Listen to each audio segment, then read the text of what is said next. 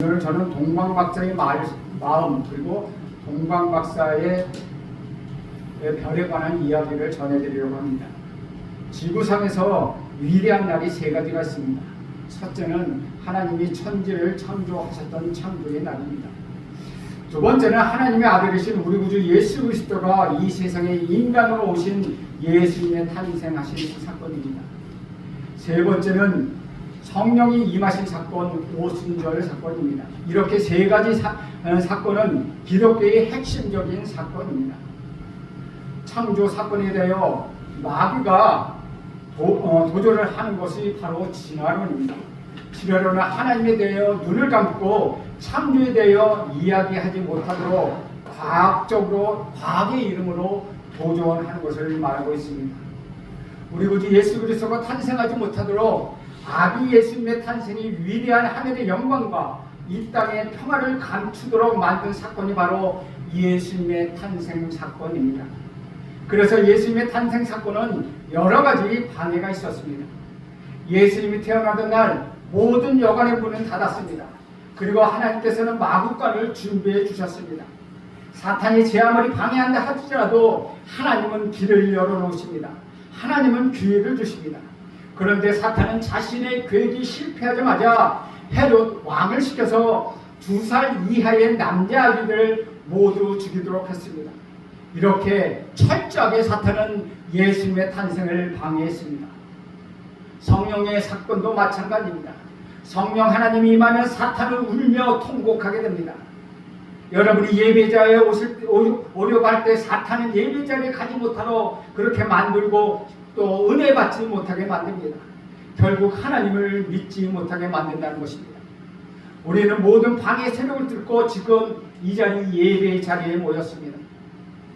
헤롯 왕 시절에 죽이는 왕인 헤롯과 살리는 왕인 우리 예수님이 서로 만나서 부딪히게 됩니다.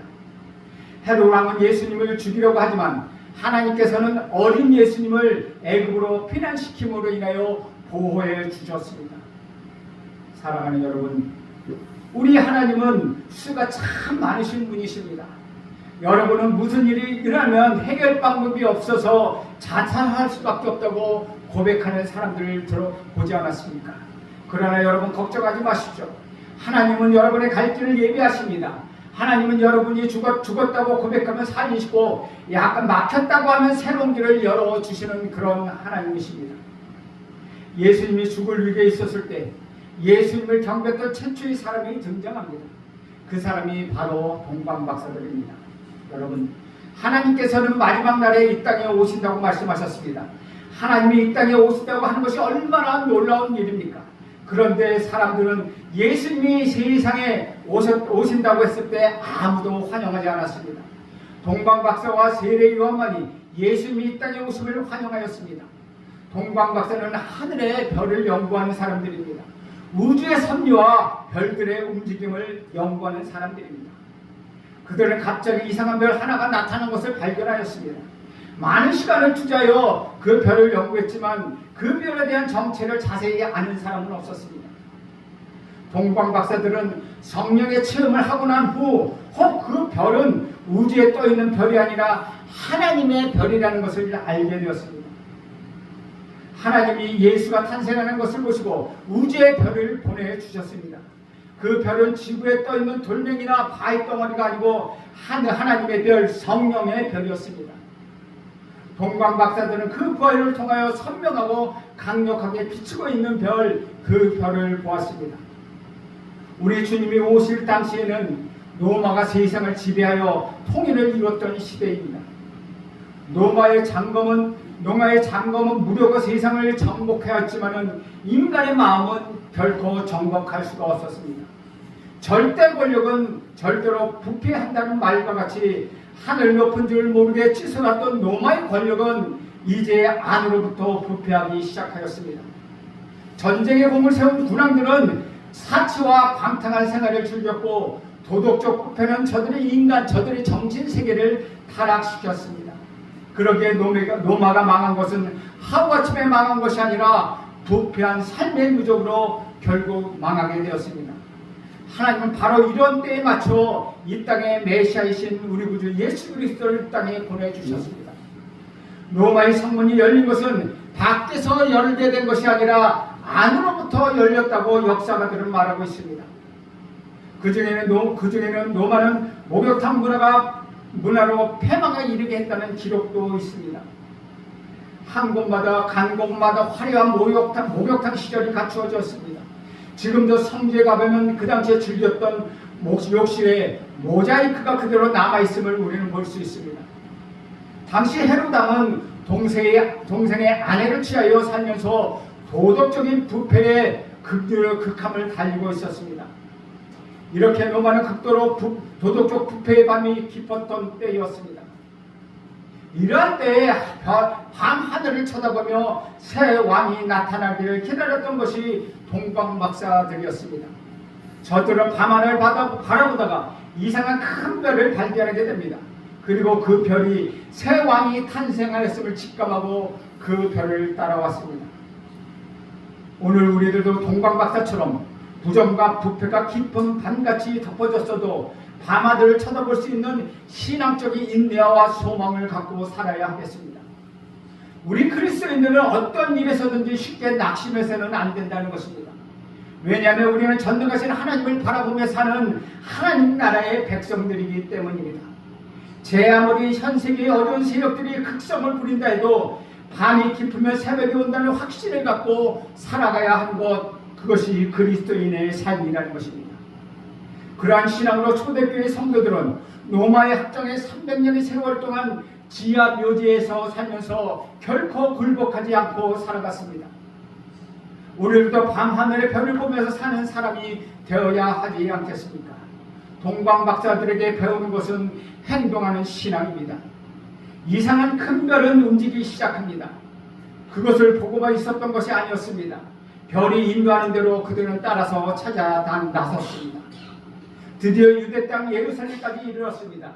저들은 오직 별이 움직이는 대로 따라 움직였습니다. 별이 가는 방향대로만 따라왔으니 산을 넘고 물을 건너 오로지 별만 보고 그들은 예루살렘까지 왔습니다. 그런데 그 별이 갑자기 사라졌습니다. 그래서 유대왕 헤롯에게 물었습니다.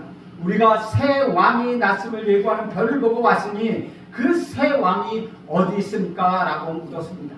그때 헤롯은 이 말을 듣고 심히 놀랐습니다. 오늘 본문에 보면 온 성이 소동하게 되었다고 합니다. 자기 외에 새 왕이 태어났다고 하니 얼마나 놀라운 일이겠습니까? 그리하여 동방박사들에게 별이 나타난 사실을 자세히 묻고 자기도 이 새 왕에게 경배하겠다고 하니 찾거든 알려달라고 말합니다. 그러나 이것은 모두 거짓말이었습니다. 그래서 하나님은 동방박사들로 하여금 다른 길로 고국에 돌아가도록 하였습니다. 여기서 우리가 깨달아야 할 영적 교훈은 무엇이겠습니까? 사회가 부패해지고 악이 극에 달하면 하나님은 새로운 역사의 방향을 돌려놓으신다는 것입니다. 그것이 역사의 심판이라는 것입니다. 그것이 인간의 생각을 초월한 하나님의 역사적 사건들이라는 것입니다. 별이 나타나는 것도 하나님의 특별한 사건이요, 별을 따라 머나먼 길을 날았던 박사들로 하여금 경배하게 하는 것도 하나님의 특별한 역사, 통치의 수단의 사건이라는 것입니다. 우리들도 동방박사처럼 말씀의 진리를 따라 순정한 길을 나서야 하겠습니다. 강과 산과 광야를 지나면서 오직 별만을 보고 따라왔듯이 우리는 진리의 말씀이 가르치는 대로, 진리의 말씀이 지시하는 대로 따라 나서야 하겠습니다. 어떤 아주 암울한 시절에서 별은 나타나게 되어 있습니다. 이것이 역사적 교훈이며 하나님의 섭리입니다. 그러므로 소망 중에 밤하늘의 별을 보고 우리는 따라 나서야 하겠습니다. 이것은 믿음의 조상 아브라함에게도 마찬가지였다는 것입니다. 그도 밤하늘의 별을 보면서 하나님의 약속의 말씀을 믿고 따라 나섰습니다. 오늘은 나의 처한 현실이 아무리 어두울지라도 별을 보고 그 별이 인도하는 대로 따라 나서야 합니다. 하나님의 말씀은 우리를 결국 생명의 길로 인도하기 때문입니다. 말씀을 보고 있는 사람들은 많지만 말씀이 인도하는 대로 행동하는 사람이 적은 시대에, 그 시대에 우리는 살고 있습니다. 그러므로 우리는 동방박사처럼 우리도 별을 보고 따라 나서야 하지 않겠습니까? 앞서 인도하던 별이 한 곳에 머물러 와서는 머물러 섰습니다. 그 머문 곳에서 탄생한 예수를 만날 수 있었습니다. 별이 머문 곳은 화려한 궁전도 아니고 많은 사람들이 왕래하는 광장도 아니었습니다. 아주 초라한 마국간이었습니다. 아무도 관심을 갖지 못하는 외로운 곳이었습니다. 로마 총독의 호족하는 명령에 따라 고향으로 내려가는 사람들이 이미 여관방을 다 차지하였기 때문에 요셉과 마리아는 마국간에서 하룻밤을 지낼 수밖에 없었습니다. 남들은 방에서 밤을 지내지만 우리 구주 예수 그리스도 우리 주님은 누일 곳이 없어 강보에 쌓여 구유에 눕혔습니다. 여기서 우리가 생각할 교훈이 있습니다. 오늘도 별이 머무는 곳이 바로 이런 곳입니다. 징글벨 소리 요란한 백화점이 아니라는 것입니다. 비싼 화려한 파티장도 아닙니다. 술을 먹고 떠들며 춤추는 그런 것도 아닙니다. 외진 곳, 모두가 관심 밖에 내버려둔 그런 곳에 머물 것입니다. 우리의 동방 박사들처럼 별이 머문 곳을 찾아 우리는 나서야 합니다. 그리고 거기에 누워 계신 우리 주님께 경배하는 자들이 되어야 합니다. 이것이 주님을 맞이하는 성탄의 올바른 자세입니다. 그런데 여러분의 마음은 어떻습니까? 동방 박사들처럼 과연 나 자신의 지위와 신분과 소유를 가지고 와서 우리 아기 예수께 경배할 수 있습니까? 오늘도 지위 높은 사람들, 화려한 삶으로 흥청대는 사람들, 그리고 자기만이 성공과 출세가도록 달리는 사람들이 과연 이 아기 예수께 무릎을 꿇을 수 있겠습니까?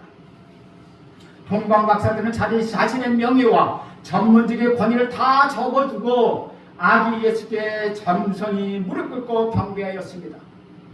작은 세상의 벼슬 때문에, 작은 세상의 명예 때문에, 작은 세상의 재물 때문에 예수께 나오지 못하는 사람들이 얼마나 많습니까? 우리가 성탄절이 제일 먼저 해야 할 일은 발견과 깨달음입니다. 저는 복음을 발견하고 복음을 깨달을 수 있기를 간절히 바랍니다. 복음을 깨달은 것, 그것은 하나님의 축복입니다. 그것은 또한 하늘의 별을 보는 것입니다. 동방 박사들은 하나님의 별을 보았기 때문에 그 별을 따라간 것입니다. 산을 넘고 바다를 건너 그 먼 길을 하나님의 별이 가는 대로 따라온 그곳이 바로 베들레헴이었습니다. 그들에서 오는 황금과 유약과 몰약이 있었습니다. 황금은 왕을 상징하는 것입니다. 유약은 기도를 통하여 기름 부으심을 상징하는 것입니다. 몰약은 치료를 상징합니다. 이렇게 동방 박사들은 아주 귀하고 값비싼 물건, 자기들 모든 재산을 팔아도 살 수 없는 물건들을 들고 왔습니다.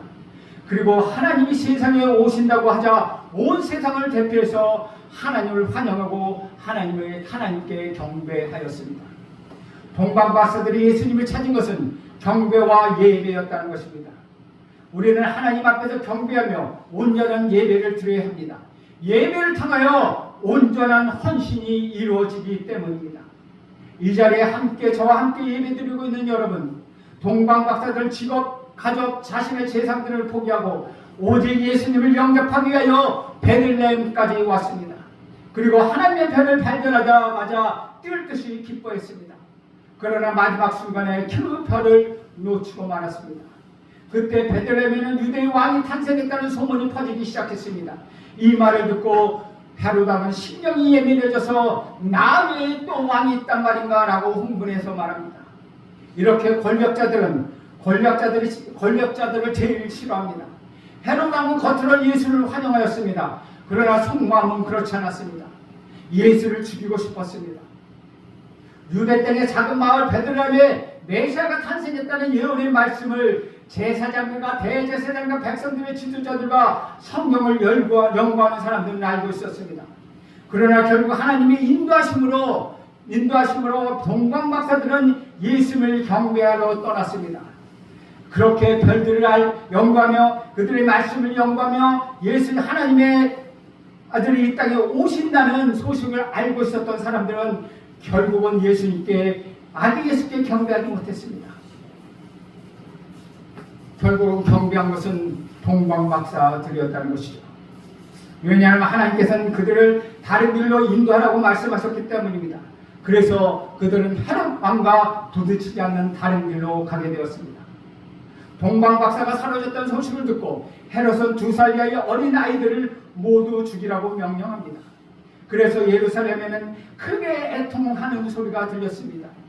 아기 구주 예수 그리스도가 이 땅에 오셔서 이 땅에 평화의 소리 넘쳐게 하는데 이 땅에 오직 우리 구주 예수 그리스도는 죽음의 소리, 생명의 소리를 바꿔서 우리를 살려주셨다는 것입니다. 2살 아이를 다 죽이라는 그 소문, 모든 소리가 예루살렘의 애통의 소리로 들렸지만 그 죽음의 소리를 우리 구주 예수 그리스도께서 우리에게 생명을 주심으로 우리를 살려주셨다는 것입니다. 성탄절을 기다리는 여러분 마음 가운데 진정한 하나님의 별을 발견할 수 있기를 간절히 축원드립니다. 동방 박사님이 보았던 것처럼 여러분의 마음속에 있는 그 별을 따라가는 믿음이 생기기를 저는 간절히 바랍니다. 그런데 별을 따라가려면 모든 것을 버려야 합니다. 직장도 가정도 고향도 버리고 어딘지 모르지만 별이 가는 곳으로 떠나가야 한다는 것입니다. 이렇게 신앙은 자신이 안주하던 곳에서 벗어나 떠나는 것을 말합니다.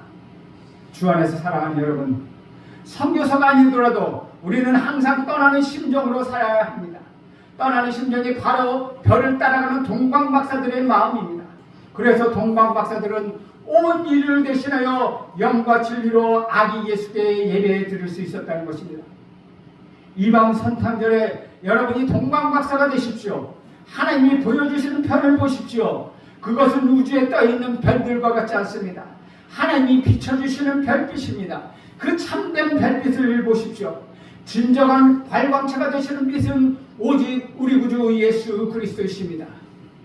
우리 마음 가운데 하나님의 별이 떠있는 동안 여러분은 슬퍼하거나 절망하지 않을 것입니다. 가장 거치장스러운 것을 다 벗어버리고 간단한 옷을 입고 여러분의 모든 재산을 다 모아 황금과 유약과 몰약을 샀던 그 동방 박사들처럼 아기 예수께 헌신하시길 간절히 바랍니다. 우리 예수님께 참된 헌신을 할 때 우리는 예수 그리스도를 만나게 될 것입니다. 시몬은 아기 예수를 안고 이제 나를 그만 데려가라고 우리 하나님께 소원합니다. 안나는 100세 될 때까지 예수님을 만나보지 못하며 죽을 수 없다고 말합니다. 그러니 그토록 기다리며 만나고 싶어 했던 우리 구주 예수 그리스도였습니다.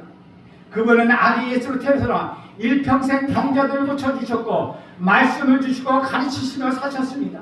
그리고 마지막에는 저와 여러분을 위하여 십자가에 못 박혀 돌아가셨습니다. 매주 교회를 다니는데 아무런 감동도 충격도 받지 않는 사람들이 한다고 하는 마음, 믿음 생활은 결국은 신앙생활이 아니라는 것입니다. 적어도 내 인생을 바꿀 뻔, 내 삶의 목표를 바꿔놓으실 뻔, 그분이 예수 그리스도를 믿고 고백하는 사람만이 진정한 신앙인이라는 것입니다. 사랑하는 여러분, 여러분 인생에 절대 후회하지 않을 것, 그 한 가지는 예수를 믿는 것입니다. 다가오는 성탄의 축복이 그래서 여러분에게 있기를 간절히 축원드립니다. 기도하겠습니다. 하나님, 우리도 동방박사의 심정처럼 우리 구주 예수 그리스도를 만나며 이 성탄절을 맞이할 수 있도록 인도하옵소서. 오직 아기 예수께 기도하며 예배하며 살게 하옵소서. 예수님의 이름으로 기도합니다. 아멘. 우리 피아노 위에요.